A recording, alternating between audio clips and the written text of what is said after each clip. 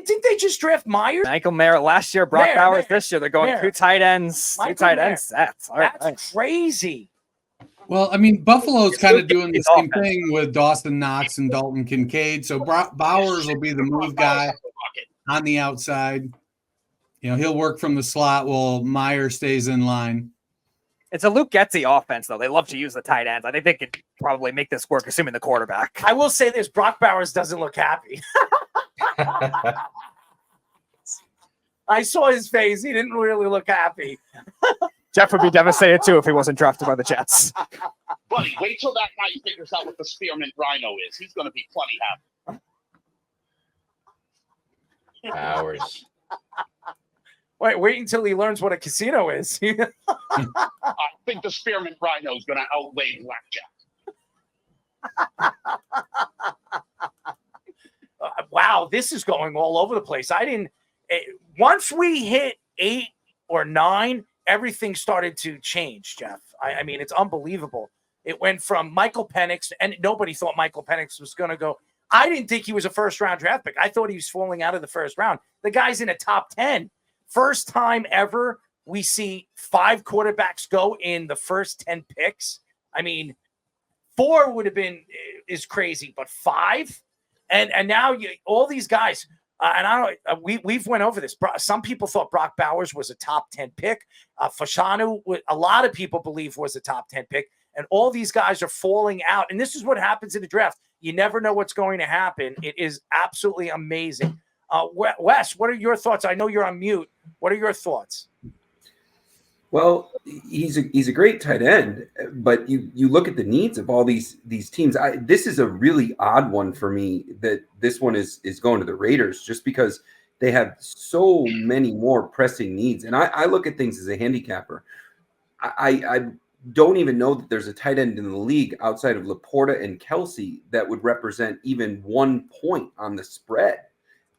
So I don't know that this tight end changes the game for them versus what they need. Like, who's going to throw this man the ball? Unless they like one of these quarterbacks in the later round, unless they're willing to roll the dice on Jordan Travis. I mean, that's an interesting one with the injuries. Pratt from Tulane is an interesting one. Both of them will probably be there in 3 or 4, possibly 5. But if you're the Raiders, what's the plan at quarterback? Because if you don't have a quarterback, you really don't have anything.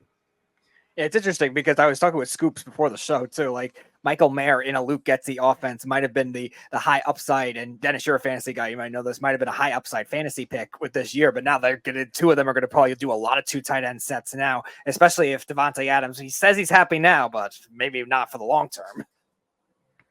Yeah, but who's throwing the ball? Who's throwing the ball? Either, with Minshew and O'Connell there, it feels like from a fantasy perspective, you want to fall in love with Adams or Bowers, but it feels like it's going to be Zamir White. And they're probably going to go for one of the running backs in the 3rd round that's a top 3 or 4 running back just because that's a Raider thing to do. That's a good way to put it.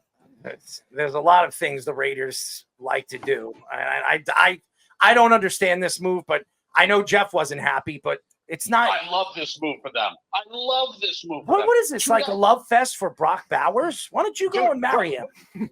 Vegas wedding, perfect. Buddy, Brock Bowers might be the biggest game wrecker in this draft. Everyone loves Neighbors and Harrison, but this guy is a pass catcher too. And anytime Georgia needed a first down, they threw to this guy. He's a 2-time national champion. He's going to be too big for defensive backs, too fast for linebackers. This is a great pick. Like, he's a great player. I am interested to see how good this guy turns out to be, because if he's a bust, I'm going to make sure that I stick it to you, man. I know. You're so good. You're so good at making picks yourself. Zach Wilson, the best quarterback in his draft class. First of all, and I did. I'll admit it. But you thought Trevor Lawrence, and look how bad Trevor Lawrence has been. Trevor Lawrence. People were waiting for Trevor Lawrence. He sucks. He stinks. That's nonsense. Jacksonville better. I'm going to tell you right now. If he doesn't make the playoffs this year, I don't extend him. I don't extend him. I go looking for another quarterback because I think you Trevor. want Shedeur Sanders back. I don't like Shedeur Sanders. I think he's a second-round draft pick. Maybe they'll have Spencer Rattler to replace Trevor Lawrence. Get the hell out of here, Jeff. You're out of your damn mind. Sometimes you cuckoo for Cocoa Puffs, man. You really are. I don't know what you guys aren't seeing in Brock Bowers. Brock Bowers is a terrific player, man. And 2 tight end sets are kind of the thing. Like it's another pass catcher. He's a really good player. He's got size, speed, great hands. The will to win. I don't know what you guys aren't seeing in this guy.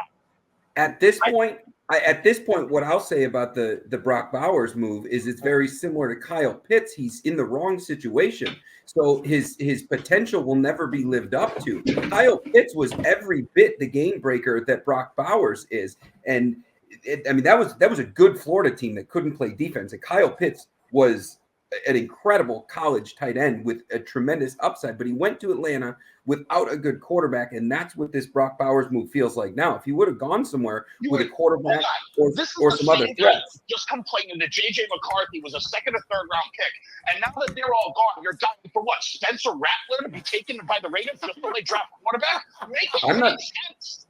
I'm not advocating for Spencer Rattler, not even a little bit. You're advocating for some shit bum to be drafted on a place.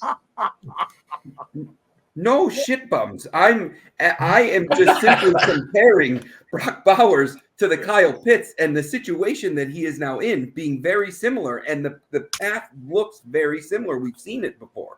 Yeah. You specifically said this pick doesn't make sense. What are they doing at quarterback? Which implies they should have taken quarterback with this pick. So please enlighten us with the great quarterback they were going to take. But I'm sure they were blindsided by Penix going 8. I never said they should have taken a quarterback with this pick. There's no quarterback on the board now that belongs in the first round. I don't think they should have. Michael Pratt, he's now with the Raiders just because quarterback. Oh, Nippon will go ecstatic if that's the case. Don't give any false hope. All right, the pick is in. Division III Bridgewater State because Raiders need quarterback. Anyways, well, we have another pick in, but obviously I want to know, Fisher, your opinion. But first, by the way, we are talking to Dynasty Nerds managing editor Dennis Bennett. Dennis, your thoughts to what Jeff said and Worldwide Wes. So I agree with Wes that we saw how mismanaged Kyle Pitts was, and it's going to really come down to can Getsy figure out how to use the weapons he has, because they do have weapons now. And, we've seen bad teams win, or good teams with bad quarterbacks win because they have a lot of talent at the other positions. We saw Brad Johnson take the Buccaneers to the Super Bowl and Trent Dilfer take the Ravens. Now, they had good defenses, but those teams can win games with a mediocre quarterback. We saw Teddy Bridgewater have 3 top 25 wide receivers in Carolina, top 25 for fantasy. So weird things can happen. And I think the Raiders like Aiden O'Connell. I don't think they like him as like their quarterback of the future. I think they think he's a guy that works hard and can execute what they're trying to do. The same with Gardner Minshew. They need to get a stud quarterback. But I agree with what you said earlier. I build teams from the inside out. And if I'm building my offense and defensive lines and I'm building out my skill position, because when you hit that quarterback and they get to that second contract, you're paying them $50 million a year or more if they're any good. And so you want to get that quarterback. Maybe it works out for the Raiders with one of these journeyman type quarterbacks that they're serviceable and they can win. Or maybe next year, the year after is when they really go for that quarterback and try to hit, the top tier guy in that draft class. I don't know if their thought was one of the guys would fall to them.